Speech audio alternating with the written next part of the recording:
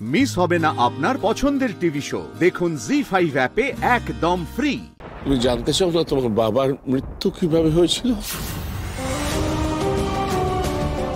আজ আমি তোমাকে বলবো সে কথা।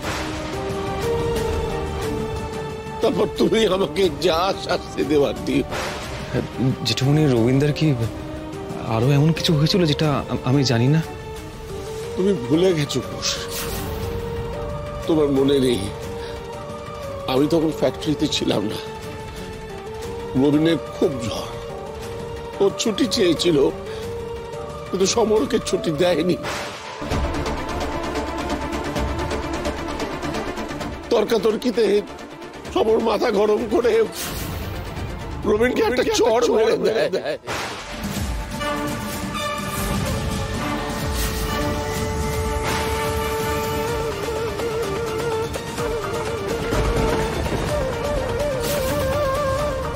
হয়তো বুঝে মারেনি, কিন্তু রাগের মাথায় মেরেছিল, আর তাতেই রবীন অজ্ঞান হয়ে যায়। রবীনকে হাসপাতালে নিয়ে যাওয়া হয়, খুশি নিয়ে গিয়েছিল। নিয়ে গেলে কি হবে?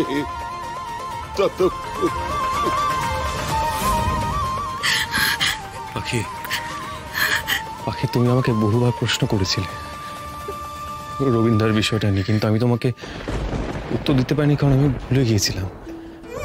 আমার সত্যিটা মনে পড়ছিল না, তাই আমি পাখি যখন রবীন্দ্র হাসপাতালে ভর্তি ছিল তখন রবীন্দ্র বারবার তোমার নামই করছিলে। কি নাম তার বলুন না। পাখি পাখি বলছিল, সেই সূত্র ধরে আমি তোমার গ্রাম মাদুনিয়াতে গিয়েছিলাম, সেখানে কেউ সবটা ভুলে যাই।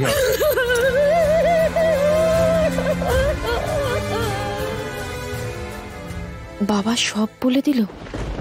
এমনিতেই আমার বরটা ঘর ছাড়া, এবার কি রাঙাবউ তাহলে ওকে পুলিশে দেবে? রাঙাবুর সমরের শাস্তি তুমি আমাকে দিতে পারো, আমিও দায়ী, কারণ আমি তো সবটা লুকিয়েছিলাম। ফ্যাক্টরির ভালো মন্দ দায়িত্ব তো আমারই, তাই এই ভুলটার জন্য আমি পরোক্ষভাবে দায়ী। রাঙাবু তোমার যা ইচ্ছে তাই করো, যা শাস্তি দিলে তুমি শান্তি পাও তাই দাও রাঙাবু।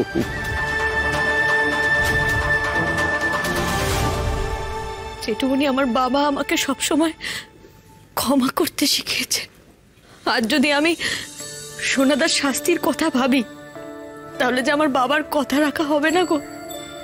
হয়তো আমার জ্বালাটা জুড়বে, কিন্তু বাবার শেখানো জিনিসটা আমার করা হবে না।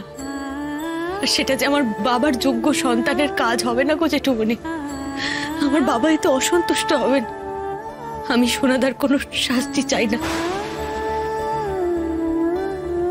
আমি শুধু চাই সবাই মিলে চিলবাড়িতে একসঙ্গে থাকুক। যেটুকুনি আমার অনুরোধ, আপনি দয়া করে সোনাদাকে বাড়িতে ফিরিয়ে নিয়ে আসুন। এত কিছুর পরও রাঙাবউ ওকে ক্ষমা করলো, আবার ওকে বাড়িতে ফিরিয়ে নিতেও বলছে। সত্যি এমে কি ধাতু দিয়ে তৈরি ভগবান? জি5 ডাউনলোড করুন আর সব এপিসোড দেখুন একদম ফ্রি।